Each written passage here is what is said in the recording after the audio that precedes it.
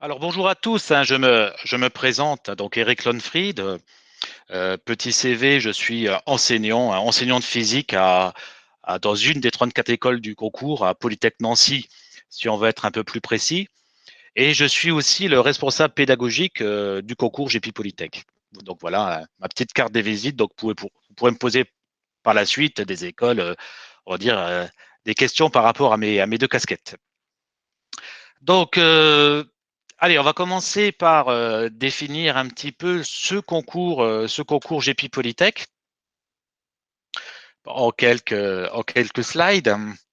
Donc, en France, il y a 200 écoles d'ingénieurs. De plus en plus d'écoles recrutent directement à l'issue du bac et non comme traditionnellement à l'issue des classes préparatoires, hein.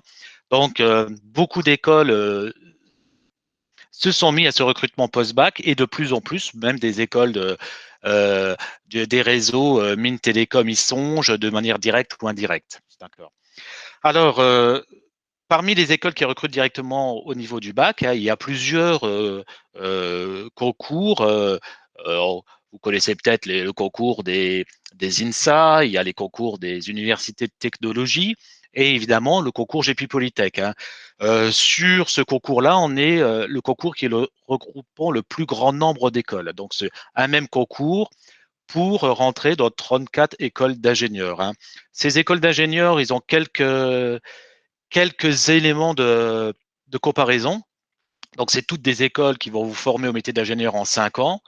Toutes ces écoles sont des écoles publiques, hein. Ça veut dire que le financement des études est fait très, très majoritairement par l'État, hein. Pour vous donner un ordre de grandeur, si vous n'êtes pas boursier, les frais de scolarité dans la très grande majorité de ces écoles, c'est 600 euros par an, hein. Donc, voilà.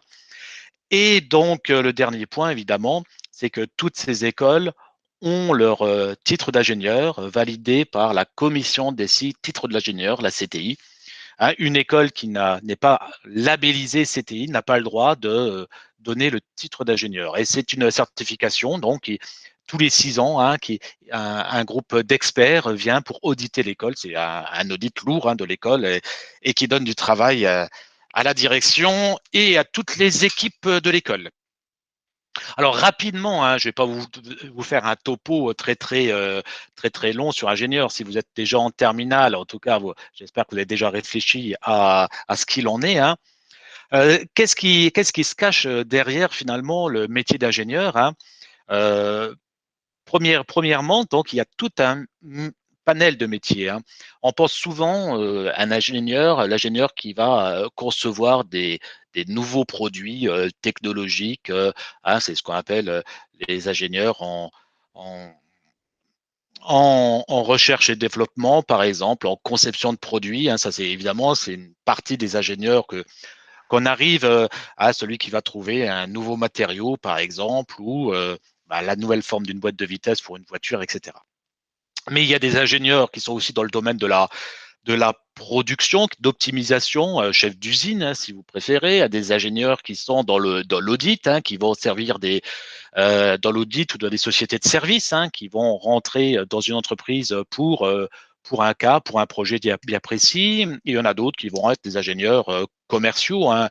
On en trouve dans le domaine, par exemple, la vente de matériel pour les hôpitaux, matériel technologique pour les hôpitaux, où on en retrouve beaucoup de ces ingénieurs commerciaux dans les domaines des réseaux, hein, Orange, par exemple, qui est l'ingénieur qui va négocier avec des assurances, des banques, par exemple, pour offrir un package logiciel à ces différentes formations. Donc ça, c'est le premier point. Il y a plein de métiers différents, plus ou moins scientifiques, même si la trame, c'est quand même les aspects scientifiques et technologiques.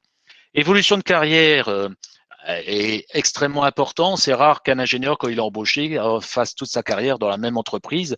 Il va évoluer dans la même entreprise et rapidement, souvent, au bout de quelques années, il va même changer d'entreprise pour accélérer sa carrière. Donc, au début, les fonctions de l'ingénieur vont être assez technologiques et scientifiques. Et après, en fonction des appétences de chacun, les carrières pourront s'orienter sur des aspects un peu plus management, par exemple, hein, organisation, hein. je peux vous donner des exemples sur Polytech Nancy, par exemple. Euh, alors ça y est, il vient de partir à la retraite, mais le numéro 2 de Toyota Monde, hein, c'était Didier Leroy, qui était un ingénieur, un ancien ingénieur de Polytech Nancy. Donc vous voyez que les ingénieurs peuvent aussi après diriger des grands groupes.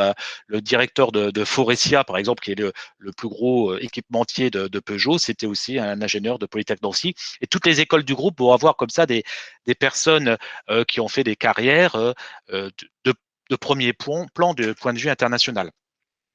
Donc, vous voyez que un métier technologique, mais qui peut devenir un métier où finalement création d'entreprise, développement, PDG, etc.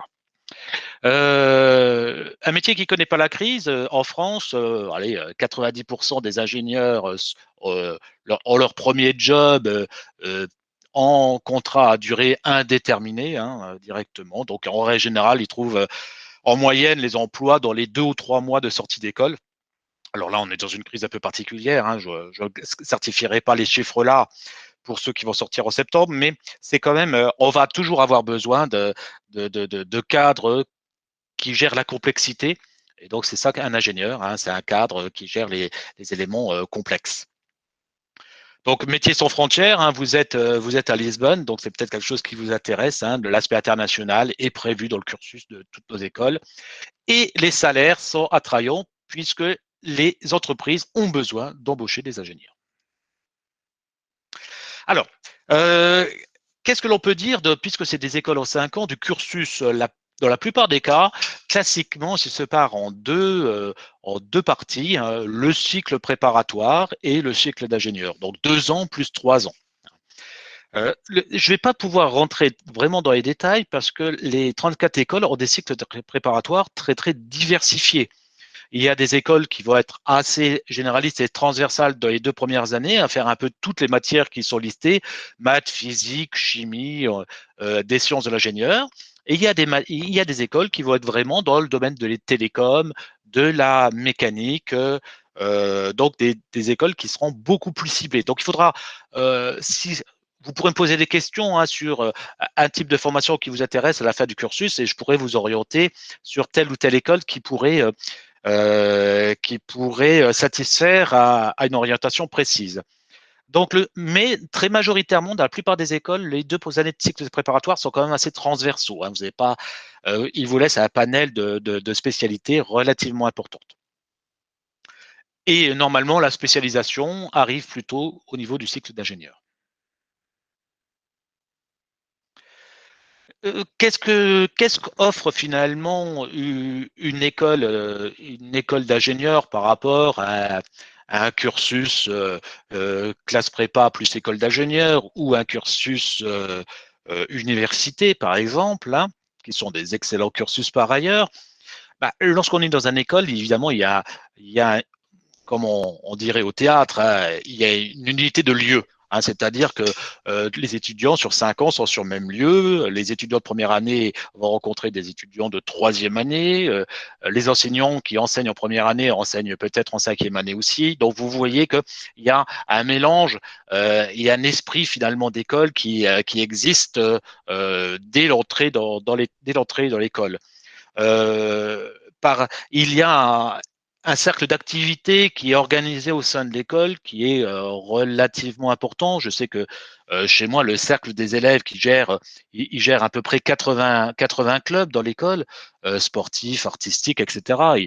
Il gère un budget de 250 000 euros, hein, pour vous dire. Ça, c'est un budget qui est, donc c'est une vie finalement étudiante qui est aussi intéressante pour vous puisque quand vous allez partir de Lisbonne et rentrer dans une école, bah, vous êtes sûr que dans l'école vous avez aussi un recrutement qui va être un peu éclectique et vous n'allez pas être les seuls finalement non régionaux qui vont être présents dans l'école. Je ne vais pas vous faire le tour de tous les items qui sont présents, mais évidemment qu'il y a école d'ingénieur, dit des stages réguliers tout au long du cursus. Par exemple, dans la plupart des 34 écoles, il y a un stage ouvrier découverte de l'entreprise dans la première ou la deuxième année. Euh, dans beaucoup d'écoles, donc par exemple au niveau du réseau Polytech, l'expérience internationale est obligatoire. Enfin, vous l'avez déjà un petit peu.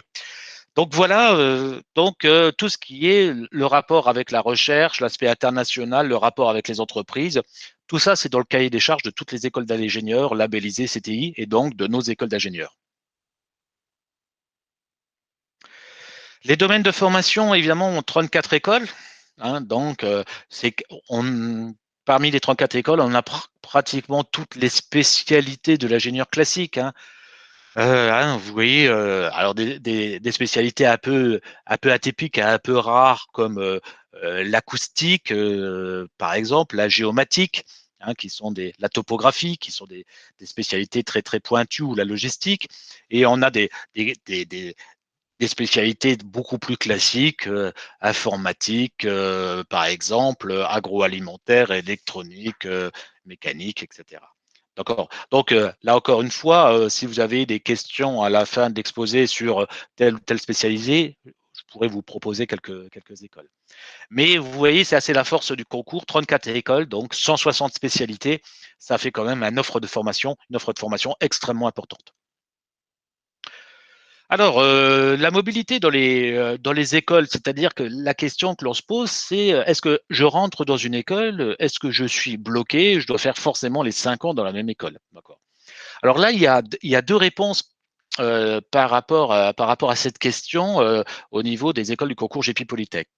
La première réponse, c'est au niveau du concours, c'est les 15 écoles du réseau Polytech cette fois-ci. Hein. Donc, par exemple, moi-même, je suis enseignant à Polytech Nancy, donc il y a 14 autres Polytech en ville.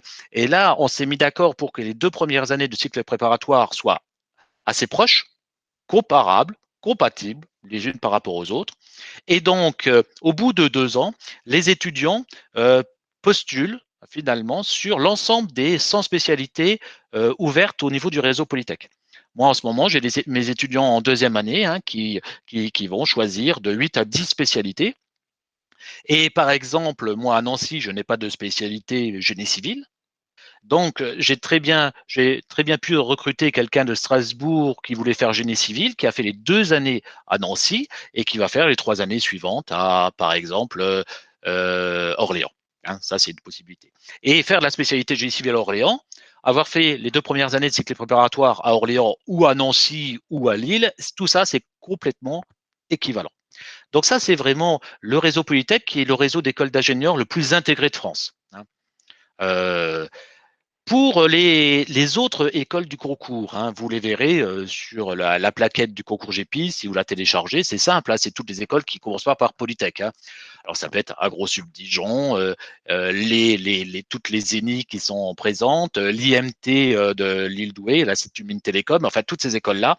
Normalement, quand on y rentre, la très grande majorité, il reste 5 ans, mais il y a des passerelles au cas par cas. Donc, à la fin de la première année, il peut y avoir un arrangement entre les directeurs, suivant la volonté et le cursus d'un jeune qui se dit je me suis trompé, finalement, c'est pas tout à fait ça qui m'intéresse comme école. Et donc, ces étudiants-là peuvent passer d'une école à l'autre. Hein. Donc, vous voyez bien, au niveau du réseau Polytech, c'est à peu près 50% des étudiants qui, à la fin de la deuxième année, changent de ville. Au niveau des 19 autres écoles, c'est de la gestion au cas par cas, 1, 2, 3, 4 étudiants qui peuvent changer par école finalement d'école à la fin de la première année. Alors, pourquoi choisir le concours GP Polytech? J'aurais tendance à dire qu'on est devenu un petit peu incontournable dans le paysage français, hein, puisqu'on est le plus gros concours d'école d'ingénieurs post-bac. Hein. Plus gros concours en nombre de candidats, le plus grand concours en nombre de places, plus grand concours en nombre d'écoles, en nombre de spécialités. Hein, donc, on fait des progressions de l'ordre de 5 à 10% tous les ans. Hein, donc, pour vous donner un exemple, l'année dernière, j'ai eu entre 21 000 et 22 000 candidatures au concours. Hein, pour à peu près l'année dernière 3300 places. Donc c'est le concours qui a la plus grosse dynamique, on va dire, du paysage parce que évidemment, ça offre un panel d'écoles un panel d'écoles publiques hein, extrêmement important. Donc voilà, et l'avantage, c'est que c'est un seul dossier de candidature, et donc c'est très très simple finalement de candidater à ces 34 écoles. Alors, qui peut s'inscrire? Ben, vous voyez, à tous les élèves en terminale générale, hein. Alors, quand vous êtes à l'étranger, hein, on fait pas de distinction entre ceux qui sont au lycée français comme vous, hein, ou ceux qui sont dans des lycées homologués à EFE, hein. C'est un peu plus courant en Afrique, par exemple, hein, où il y a pas mal de lycées qui ne sont pas des lycées français stricto sensu, mais des lycées homologués à EFE, hein. Alors, je connais un peu le système, hein. Personnellement, j'ai été enseignant au lycée français de Bruxelles, hein. Donc, je connais assez bien comment ça fonctionne, ce type de scolarité. Donc, voilà. Donc, si vous êtes en terminale générale, évidemment, vous pourrez vous inscrire au concours. Alors, pour ceux qui sont, il y a quelques secondes, hein, a priori, hein, qu'est-ce que l'on conseille comme spécialité finalement pour se préparer mieux au concours, mais aussi aux études dans nos écoles d'ingénieurs? Donc, il y a quelques impératifs. Le premier impératif, c'est évidemment prendre la spécialité mathématique, hein. Dans dans la façon dont est construit les formations d'ingénieurs en France, on a besoin de savoir parler mathématiques, hein, comme on a besoin de savoir parler français, hein. Ça devient un langage universel, universel pour les sciences. Donc quelqu'un qui n'aurait pas fait qui viendrait avec un niveau de seconde en mathématiques, évidemment, c'est impossible dans le système actuel de pouvoir poursuivre ses études en école d'ingénieur. Donc la spécialité mathématique, extrêmement important. La spécialité physique-chimie, euh, c'est euh, c'est assez primordial aussi parce qu'il y a beaucoup de matières de l'ingénieur. Je pense les matériaux à travers la chimie, la mécanique, l'électronique à travers l'électricité, qui ont besoin de ce background de physique-chimie pour pouvoir s'étoffer. D'accord.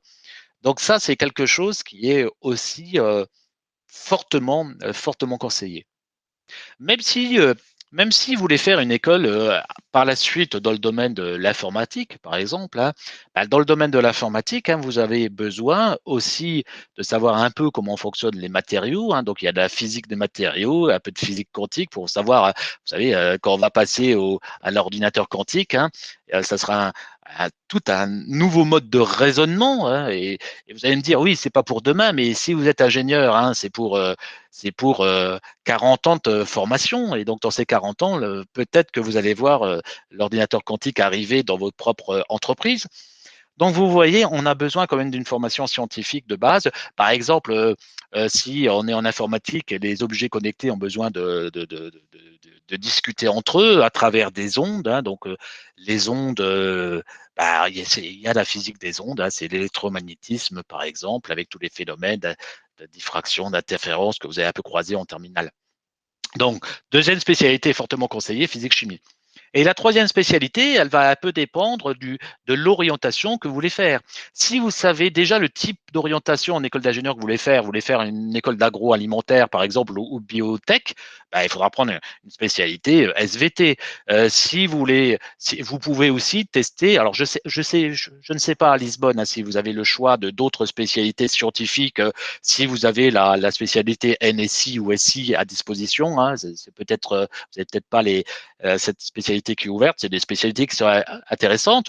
Mais en général, quand on est en seconde, on ne sait pas vraiment si on c'est sûr de vouloir faire école d'ingénieur, on a encore des doutes, ben, vous pouvez prendre une troisième spécialité en économie, en géopolitique, en anglais ou tout ce que vous voulez. Évidemment, pour vous laisser un panel d'offres de possibilités importantes. En terminale, il faut faire des maths. Donc, je vous conseille fortement la spécialité mathématique, hein.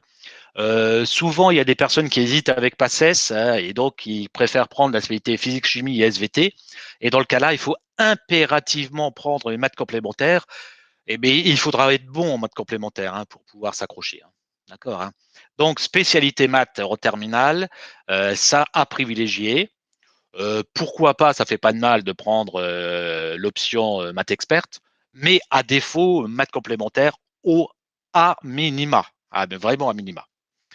Et deuxième spécialité scientifique, hein, physique, chimie, sciences et vie de la Terre, numérique et sciences informatiques, sciences de l'ingénieur. Je pense qu'il n'y a pas euh, de spécialité biologie, écologie chez vous, hein, c'est plutôt destiné au lycée agricole. Donc voilà, c'est les deux spécialités. Une spécialité, les maths, la deuxième spécialité, une spécialité scientifique. Voilà ce qui est conseillé. C'est conseillé, c'est fortement conseillé, mais ça ne veut pas dire que c'est rédhibitoire, hein. Quelqu'un qui n'aura pas fait de physique en première, ça sera pris en compte dans sa analyse de dossier, mais il ne sera pas forcément recalé, hein, s'il est bon ou fortement bon par ailleurs, hein. Alors, le concours, alors pour cette année, les inscriptions sur Parcoursup ont déjà commencé, hein. J'espère que vous avez déjà fait un tour sur Parcoursup, hein. Et le choix des formations, hein, finalement, il y a à faire avant le 11 mars, hein. Faites attention, ça arrive vite, Parcoursup, hein. Souvent, le dernier jour, hein, il y a encore 5 ou 10% des étudiants qui n'ont pas fait leur choix, et ça arrive que le site bloque. Alors, imaginons que vous n'avez pas mis de formation le 10, vous allez sur Parcoursup et ça patine parce qu'il y a trop de monde, vous allez un petit peu stresser. Donc, prenez un petit peu d'avance. Alors, au niveau de Parcoursup, quelques remarques. Vous savez que vous avez 10 vœux, hein, vous ne pouvez pas aller au-delà de 10 vœux, hein, dans le nombre de vœux qui sont disponibles. L'avantage de notre concours, c'est que le concours GP Polytech compte pour un seul vœu. Sans limitation de sous-vœux, hein. Par exemple, en classe préparatoire, quelqu'un qui veut faire la classe préparatoire maths physique, MP, hein, il peut la choisir dans 5 ou 6 villes différentes. Ça fera un vœu et 5 sous-vœux.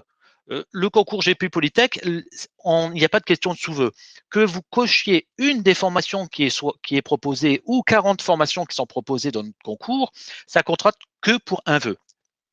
Donc, c'est finalement, ça ne bloque pas finalement beaucoup l'ensemble des possibilités que vous avez sur Parcoursup.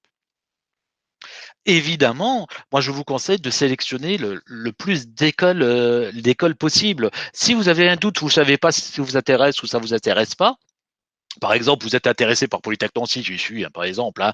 Vous ne savez pas si vous êtes intéressé par l'école Lisel du Havre. Dans le doute, vous cochez, vous la prenez. De toute façon, on vous forcera pas à y aller si au final vous ne souhaitez pas y aller. Donc, cochez tout ce qui est susceptible de vous intéresser et vous ferez bien le tri dans un deuxième temps. Ça c'est vraiment le conseil. Conseil pour quelqu'un qui habite loin de nos écoles, là, vous n'êtes pas en métropole, là, vous êtes à Lisbonne. En règle générale, alors c'est une règle générale, c'est pas une règle absolue, hein. Plus l'école est dans une agglomération importante, hein, une métropole importante, plus elle remplit vite.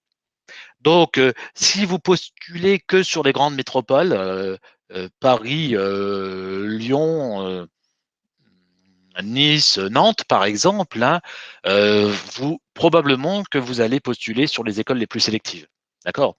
Ça ne veut pas dire que ces écoles-là sont meilleures ou moins bonnes d'abord, hein, mais comme il y a un bassin de population plus important, elles remplissent souvent plus vite. Donc, faites attention pour sécuriser votre parcours de mettre des écoles sur les grandes métropoles, les moyennes métropoles, etc. En tout cas, choisissez plutôt par la thématique de l'école ou ce qu'elle offre plutôt que par sa géographie.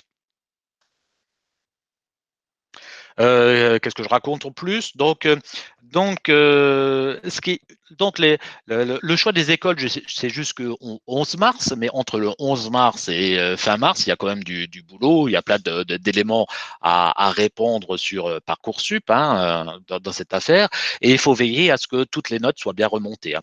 Alors, je suppose qu'au lycée français, les notes sont remontées automatiques, hein, mais regardez bien les notes, hein, parce que les notes qui sont sur votre dossier, ce sera celle que j'utiliserai pour analyser les dossiers. Et si elle n'est pas bonne, là, moi, je ne peux pas le savoir. Donc, à vous de regarder si les notes sont les bonnes. Si ce n'est pas les bonnes, allez voir donc le directeur de la scolarité, le proviseur du lycée pour qu'il change une note qui serait erronée, hein. D'accord, hein. Et faites-le le plus tôt possible, hein, avant la clôture, évidemment, avant le 8 avril, parce que après le 8 avril, toutes les formations auront importé les notes et votre note qui serait fausse, hein, bah, ne peut pas faire autrement que de travailler avec. Mi-avril, vous saurez à quelle épreuve vous êtes convoqué. Je vous en parlerai un petit peu plus tard, juste après d'ailleurs, ici.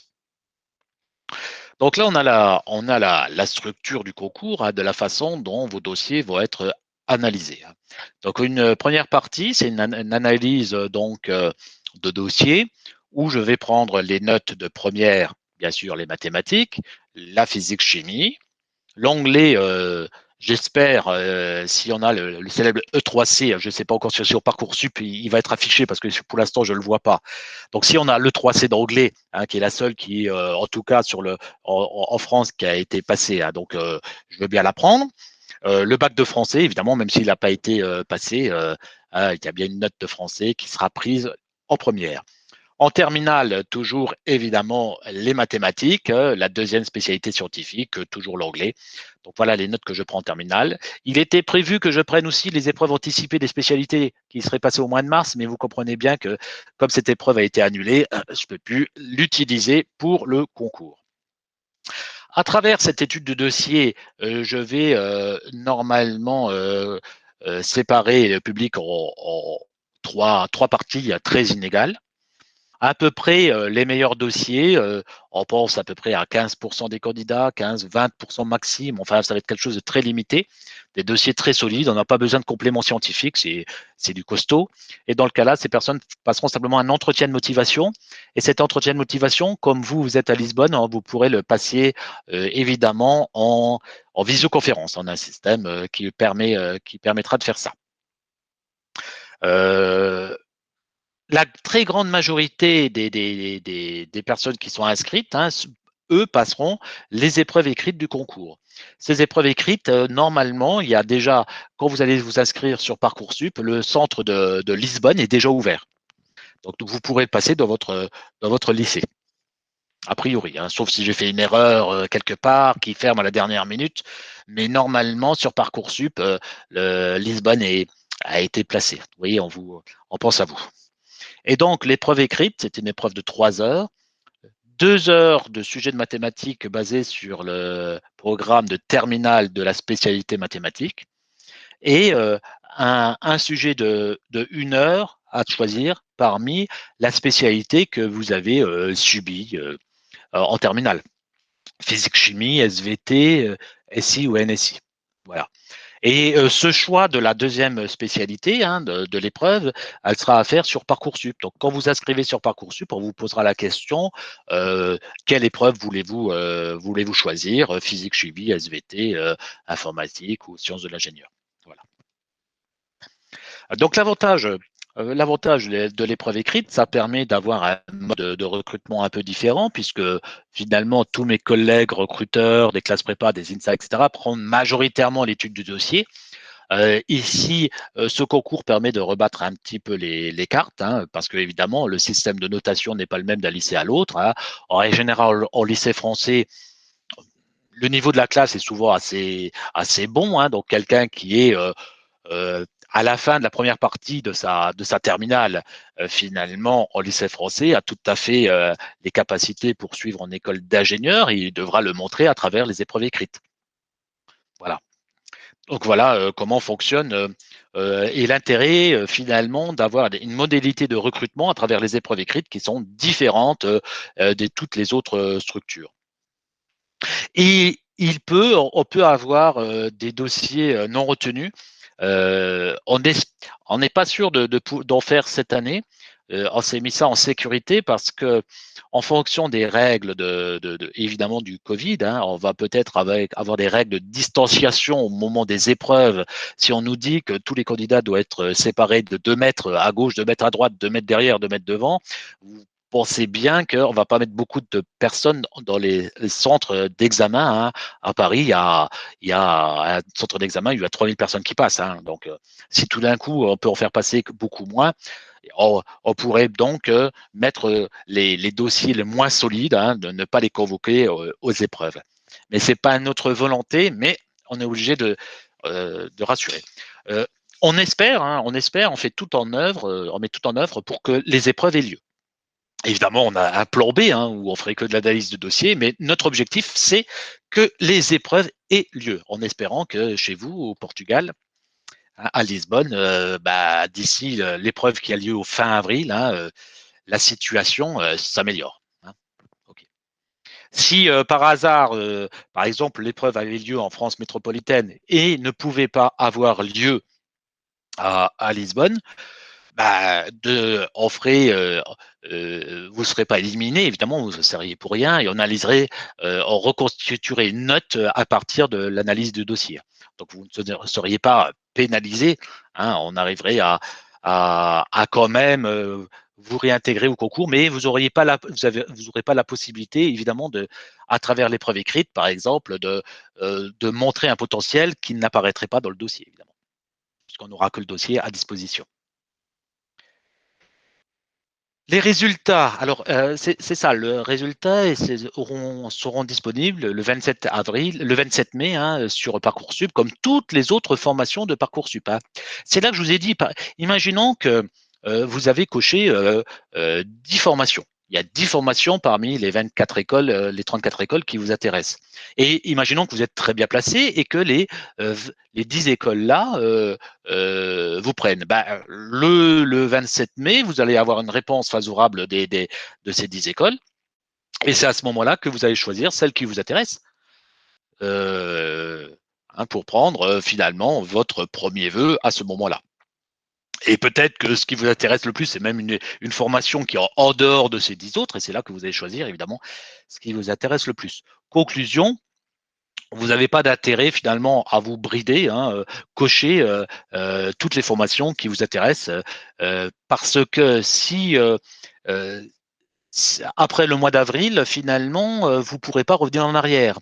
Imaginez j'ai eu des cas de figure au mois de juillet, des personnes qui m'appellent et qui me disent ils sont en liste d'attente ou ils n'ont pas eu une école. Et quand je leur dis qu'au niveau du concours, s'ils auraient postulé sur telle ou telle école, ils auraient été pris, ils sont un petit peu frustrés. Donc, n'hésitez pas à assurer le coup et placer plusieurs formations, en tout cas, toutes celles qui vous intéressent. Alors là, j'étais un peu rapide. Si vous voulez vraiment des informations sur les 34 écoles, moi, je vous conseille d'aller sur le site du concours GP Polytech. Et là, vous avez avec des systèmes de mots-clés, vous mettez un mot-clé aéronautique, vous regardez les écoles qui sont dans le domaine là. Il y a toutes les informations, il y a les annales des années précédentes, etc. Donc, une mine d'informations pour confirmer votre choix. Voilà, donc j'ai été un peu plus long que prévu, je m'en excuse. Et voilà, et donc on a encore une journée GP Polytech en virtuel, toujours pour si vous voulez des informations supplémentaires, donc qui est présente donc le mercredi 10 mars. Vous allez sur le site de n'importe quelle école ou sur le site du concours et vous pourrez discuter avec des étudiants de chaque école. Imaginons que vous êtes intéressé par l'école de Montpellier, vous pourrez aller chercher et discuter avec des étudiants de Montpellier ou des enseignants de Montpellier. Voilà. Bon, je m'arrête là. J'ai déjà été un peu plus long et j'espère qu'il y a plein de questions. Merci beaucoup. Bon, c'était effectivement très clair. J'ai personnellement, je pense que les élèves aussi, j'ai personnellement apprécié le début de la présentation. C'est bien aussi Alors l'INSA, le groupe INSA a présenté aussi il n'y a pas très longtemps et est parti sur cette démarche, c'est-à-dire avant tout bien recontextualiser et bien rappeler ce qu'est le métier d'ingénieur. Parce que souvent on commence par décrire un peu les écoles ou parler d'écoles sans rappeler en quoi consiste cette activité ou en quoi consiste quels sont les principaux objectifs ou quelles sont les principales activités de ce métier. Donc ça, je trouve que c'était très intéressant, surtout pour les élèves qui sont en seconde ou en terminale. Le terme reste assez générique, donc là, je trouve que vous avez été concret et donc c'est intéressant. La deuxième chose que je retiens aussi, et on le voit je crois qu'on est tous pareils, enfin, toutes les écoles d'ingénieurs, quelles qu'elles soient, en tout cas en post-bac, nous l'indiquent bien, c'est la spécialité mathématique en première qui est indispensable et très recommandée en terminale ou complémentaire, mais ça peut être compliqué. Donc, l'importance des mathématiques, ça, on l'a bien. C'est une certitude maintenant, je crois, pour tout le monde. Donc, merci de l'avoir précisé. Alors, peut-être qu'avant que les élèves posent leur première question, moi, j'ai juste une question par rapport à ce que vous évoquiez, parce que je suis enseignant aussi en terminale. Vous évoquiez le fait que dans la sélection sur dossier, vous ne prendriez peut-être pas en compte la note de la spécialité. Or, si je ne me trompe pas, cette note sera bien mise, mais sur la base du contrôle continu. Oui, bien, Ah, mais alors, est-ce que pour vous, du coup, ça ne vous convient plus ou alors c'est encore un peu flou pour bah, premièrement, on ne sait pas comment aller calculer, hein. C'est-à-dire que on est par rapport au cahier des charges qu'on avait les années précédentes. Moi, j'ai le bureau du concours GP Polytech qui est élu et qui a demandé carte blanche par rapport à l'assemblée des directeurs du concours, hein, pour faire un peu comme on peut. Hein, par rapport aux informations que l'on aura. Simplement, si c'est pas des épreuves du bac écrites, c'est l'étude de dossier. De toute façon, ils vont reconstruire une note par rapport à par rapport aux notes de dossier et de spécialité. Donc, ça sera la même note. Hein. effectivement, on sera sur la moyenne des notes de l'année, donc on sera sur la Et, même chose, ouais, et c'est ça déjà en qu'on compte. prendra en compte dans l'affaire. Donc c'est pas une note différente en tant que telle. Sauf si on se rend compte qu'elle est harmonisée, mais harmonisée sur voilà. Je ne sais pas de quelle manière. Et le problème, c'est que les critères d'harmonisation des rectorats, etc., ne sont pas très clairs. Hein. D'accord, Il y en a d'accord. eu il y en a eu très peu en français, par exemple, il y en a eu beaucoup. Hein. Moi, j'ai vu des notes l'année dernière pour le bac, hein, des personnes qui avaient des moyennes de 11 et de moyenne au bac sur l'année, hein, et qui ont eu au bac 14 de moyenne. D'accord, d'accord. D'accord. Donc c'est difficile parce que on ne donne pas les clés de ce travail. Donc, de notre côté, on a plus de mal à savoir l'utiliser parce qu'on a plus de mal à la comprendre. Très bien. Alors, les élèves par chat, c'est le moment. J'ai vu qu'il y a certains élèves avec qui j'avais été en entretien orientation qui avaient, je vois Com, je vois d'autres élèves qui avaient posé des questions justement sur ce concours GP Polytech. C'est le moment de poser des questions par chat. Je vous laisse réfléchir peut-être quelques minutes. La première question est toujours la plus. Alors, j'ai trop de questions, Quentin. Alors, Quentin, si tu as beaucoup de questions, on sera plus simple. Prends le micro. Vas-y. Oui. Mm. Excusez-moi, non, j'en ai trois, ça a été une erreur de frappe. D'accord. Allez-y. Vas-y, Quentin. Pose tes questions à l'oral. Les autres, en même temps, vous pouvez marquer sur le chat. Alors, la première, c'est j'aimerais savoir s'il y a des écoles pour l'acoustique à Paris. Alors, euh, dans le domaine de l'acoustique, vraiment celle qui est référence en France, c'est l'école du Mans. Hein. L'école du Mans? Le Mans, c'est donc. Hein. Vous verrez, c'est une école qui a une spécialité qui est renommée en acoustique. Hein. Il y a plein de. Et d'ailleurs, c'est l'école qui doit avoir le nombre de groupes de musiciens le plus important de toutes les écoles d'ingénieurs en France. Parce que tous ceux qui ont fait un petit peu le conservatoire, etc., qui veulent être ingénieurs et ouais, en continuant utilisant cette passion sur la musique, hein, choisissent. Donc, moi, ce que je vous conseille, c'est celle qui est vraiment dans le domaine de l'acoustique, mais vraiment en major. Hein, c'est l'ENSIM Le Mans. Voilà. Et c'est pas tout à fait Paris, mais vous voyez que sur une spécialité aussi pointue, je préfère vous donner la bonne école plutôt que la géographie. D'accord, merci. Vous aviez deux autres questions? Oui, alors c'était pour savoir dans les spécialités, est-ce qu'on pouvait choisir plutôt la NSI à la place de la physique comme deuxième spé dans le domaine de l'acoustique? Alors, au niveau du concours GP Polytech, hein, que vous ayez pris la spécialité NSI ou physique, de toute façon, il y aura le même classement quelles que soient les spécialités.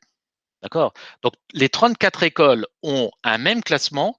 Et ce classement, finalement, il va mixer des personnes qui ont pris NSI, physique, SVT, etc.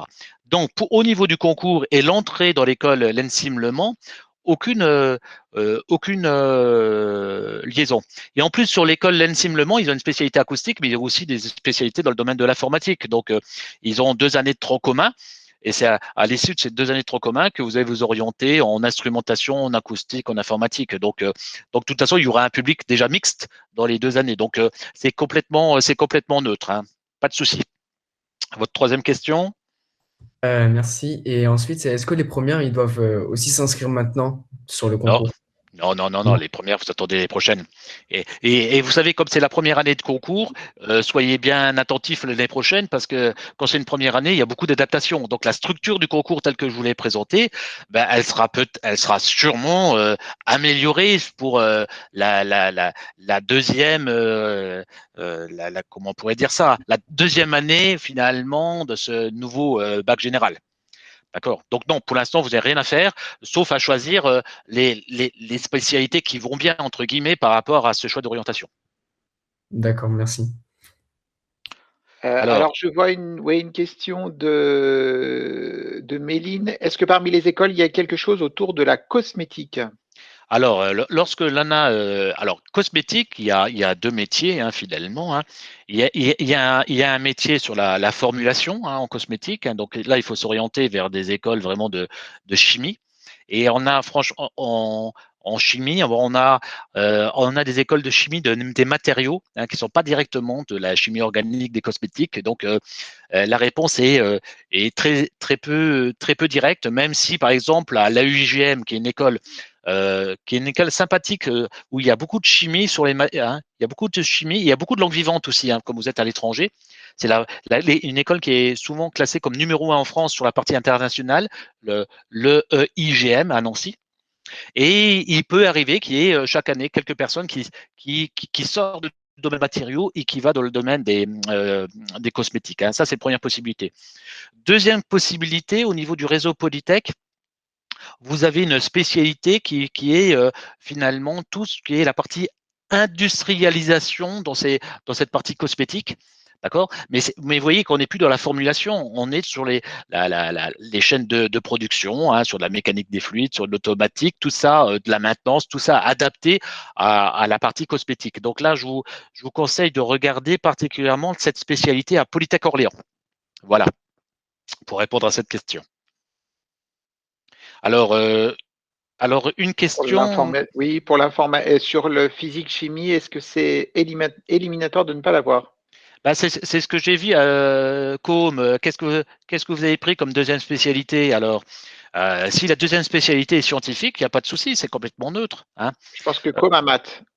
Donc, maths et la deuxième? SVT comme, c'est ça?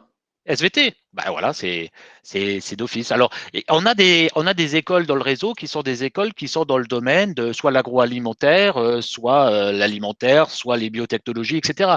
Et maths SVT, c'est parfait. Mais moi, j'ai eu aussi des étudiants qui étaient intéressés, par exemple, pour Polytech Nancy. Ils ont pris SVT, mais ils changent d'avis, qui vont s'orienter plutôt sur la partie mécanique. Hein. Ben, ils pourront aussi. De toute façon, le classement au concours sera indépendant du choix de la spécialité. Je ne vais pas défavoriser les SVT par rapport aux physique-chimie.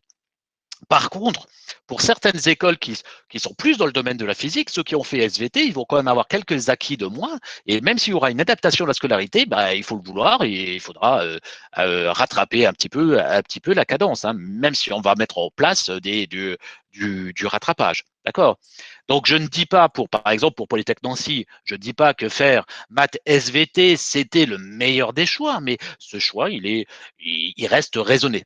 Voilà.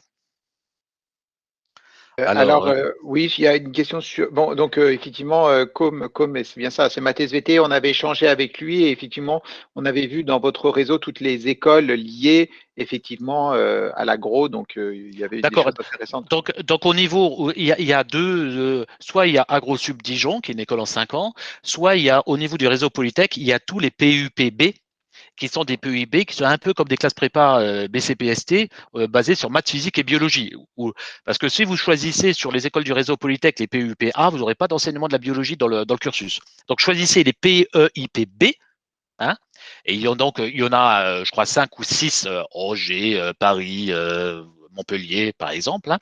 Et à l'issue de ces PUPB, vous aurez le choix de toutes les spécialités agro et biotech du réseau Polytech. Voilà.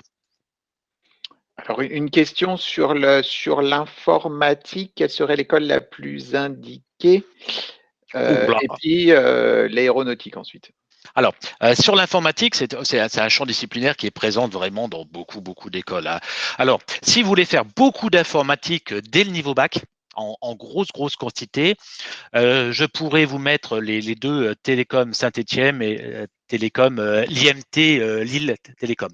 Donc les deux écoles télécom, c'est là que vous allez en faire beaucoup.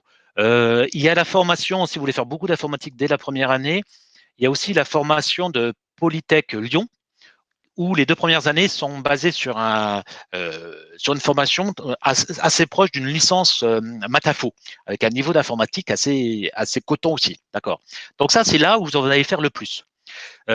Sinon, au niveau du réseau Polytech, la plupart des PEIP sont généralistes, vous allez faire de l'informatique, hein, et à l'issue des 2 années, vous aurez le choix de toutes les spécialités informatiques du réseau. Hein. Par exemple, il y a des spécialités, il y a des écoles qui ont des spécialités qui sont plus orientées dans le génie logiciel.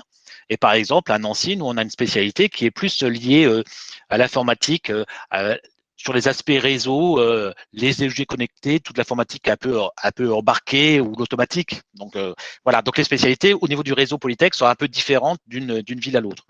Mais sur les écoles, par exemple, du réseau Polytech, je pense que quasiment toutes les villes ont une spécialité informatique.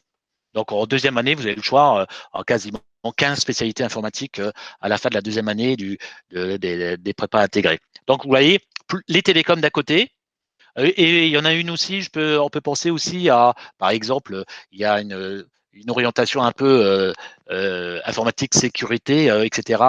À Lorient, l'NCBS. Donc, Très bien. Alors, voilà.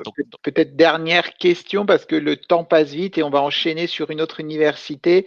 Alors, une question sur le classement, ou enfin, quelles sont les meilleures écoles d'ingénieurs au niveau mondial? Alors ça, on essaye de l'expliquer souvent aux élèves, on n'est pas dans un système anglo-saxon, les classements n'existent peu, mais peut-être que vous pourrez nous donner une information.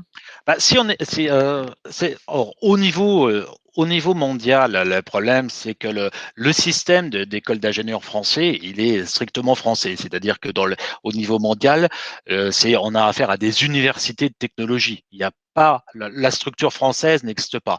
C'est pour ça que pour faire les passages d'aller d'études l'un à l'autre, hein, on part en grade master, par exemple, hein, les célèbres hein.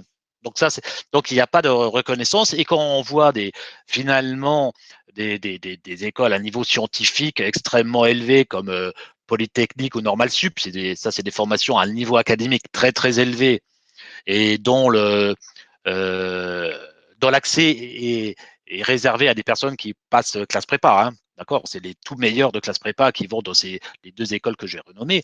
Si on les prend par rapport au classement de Shanghai, ces formations sont des nains parce que c'est petit par rapport aux grosses universités et donc leurs classements sont pas excellents, alors que Normal Sup sort des prix Nobel hein, relativement régulièrement entre guillemets. Donc le classement international est vraiment délicat. Hein. Après, Alors, peut-être deux questions qui se rejoignent. Une question sur effectivement quelle est la différence entre une grande école, je ne sais pas, effectivement, peu,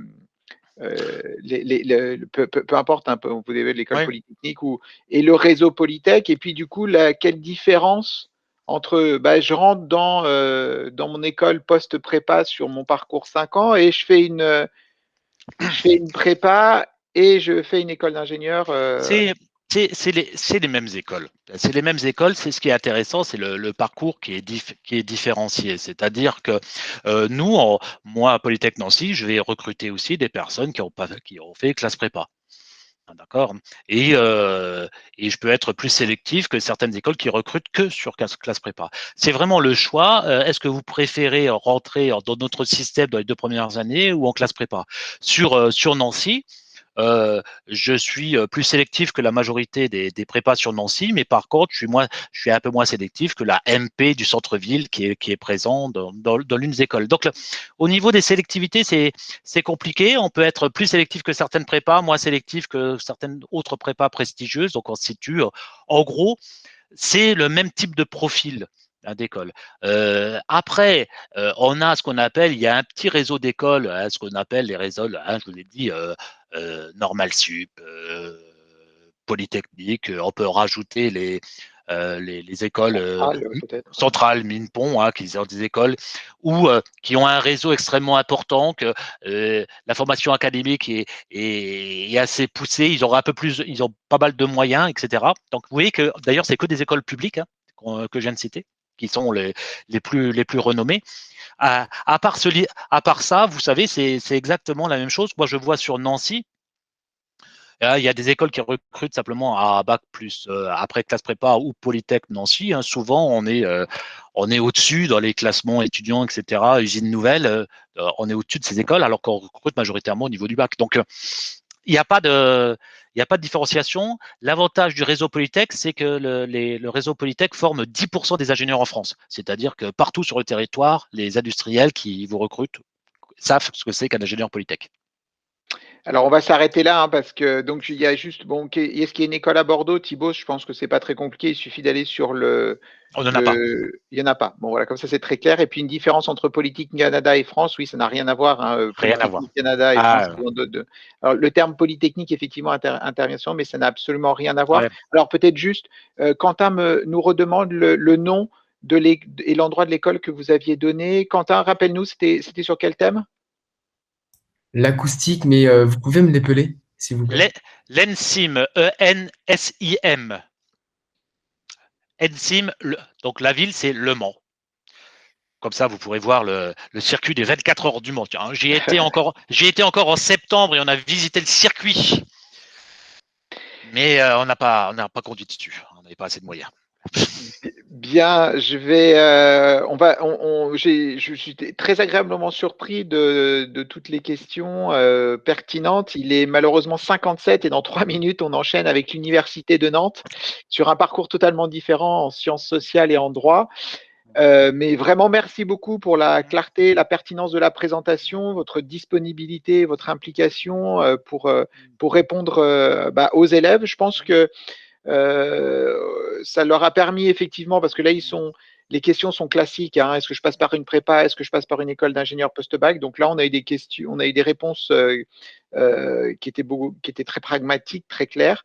Donc, j'espère que les élèves, ça vous aidera pour ceux qui sont soit en seconde ou première pour les choix de spécialité. Pour ceux qui sont en terminale, Parcoursup, j'insiste, hein, ceux qui sont en terminale Parcoursup, il faut à tout prix vous inscrire. Ceux qui ont un problème avec cette histoire de numéro de bac, c'est un problème qui n'est pas lié au lycée français Charles Lepierre, mais si vous avez un problème avec ce numéro de bac, vous passez par l'onglet Contact lorsque vous êtes connecté sur votre plateforme Parcoursup et vous signalez dans Contact que vous n'arrivez pas à poursuivre avec ce numéro de bac et Paris vous débloque puisqu'il y a une cellule qui vous est dédiée. Monsieur Lantrine, merci beaucoup. Merci à vous de nous inviter tous les ans. Interaction. Et à très bientôt, j'espère, en présentiel à Lisbonne. Allez, pourquoi pas. Allez. Bonne journée, merci beaucoup. Bonne journée. Au revoir.